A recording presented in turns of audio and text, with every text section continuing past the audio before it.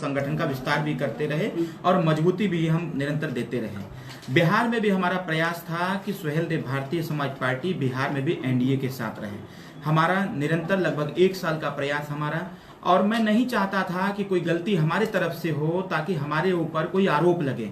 हमने निरंतर प्रयास किया, शीर्ष नेतृत्व तक हम जा करके वार्तालाप करने का प्रयास भी किए, कई दौर की वार्तालाप भी हुई, लेकिन बिहार भारतीय जनता पार्टी की इकाई ने कहीं न कहीं हमारे शक्ति को, हमारे संगठन को अनदेखा करने का प्रयास किया और गलत रिपोर्टिंग ऊपर करने का काम किया। मैं यह याद दिलाना चाहूंगा कि जब रामगढ़ और तरारी का विधानसभा का उपचुनाव हो रहा था तो उस समय हम अपने दोनों प्रत्याशी मैदान में उतारे थे, लेकिन भारतीय जनता पार्टी शीर्ष नेतृत्व और प्रदेश इकाई के कार्यकर्ताओं के अनुरोध पर हमने अपने प्रत्याशी को विड्रॉ कराया था और लग करके हमने दोनों सीट जितवाने का काम किया था। कहीं न कहीं एक वादा भी भारतीय जनता पार्टी प्रदेश इकाई की तरफ से किया गया था कि हम कार्यकर्ताओं को सरकार में एडजस्ट भी करेंगे और आने वाले विधानसभा चुनाव में हम लोग मिल करके लड़ेंगे। कहीं न कहीं हमारे साथ धोखा हुआ। भारतीय जनता पार्टी स्टेट इकाई ने धोखा किया।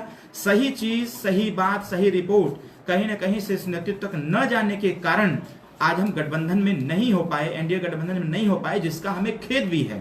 लेकिन सुहेलदेव भारतीय समाज पार्टी 2004 से लगातार पार्टी यहां काम कर रही है, अपने कार्यकर्ताओं के नेतृत्व में पार्टी मजबूत हो रही है, तो किसी भी सूरत में हम बैकफुट पर नहीं रहना चाहते। इसीलिए हम लोगों ने निर्णय लिया कि इस बार विधानसभा का चुनाव हम लोग अपने दम पर लड़ेंगे और पहली सूची हमने आज जारी किया है, जिसमें 48 कैंडिडेट पूरे प्रथम चरण की मैक्सिमम सीटों पर और द्वितीय चरण की कुछ सीटों पर हमने पहली सूची जारी किया हुआ है।